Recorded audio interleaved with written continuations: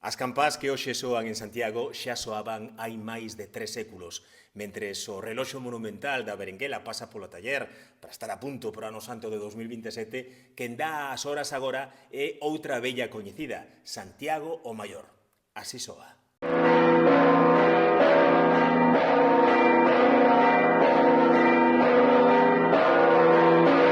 É a mesma campá que marcaba o tempo en Compostela a finais do século XVII. Cumpriu 350 anos o pasado 8 de decembro.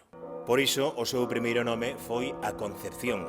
Pesa máis de 3 toneladas e media de bronce.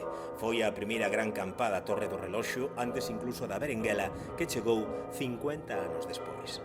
A Berenguela deu para moitísimas lendas, como que foi levada a Córdoba por Almanzor, histórico militar andalusí, ou que se chama así porque a Torre do Reloxo foi rematada polo arcebispo Berenguel de Landoira no século XIV.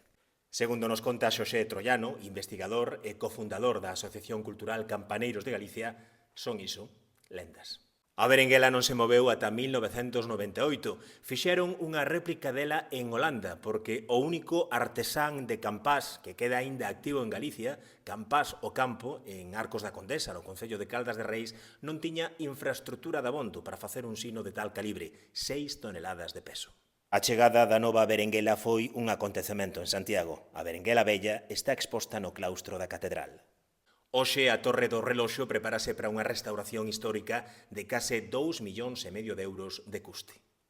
E mentres esperamos para escoitar de novo a Berenguela, o que soa hoxe é exactamente a mesma campá que escoitaban os peregrinos e os composteláns en 1677. E ás veces con toque manual, unha tradición española que a UNESCO declarou Patrimonio Cultural Inmaterial da Humanidade.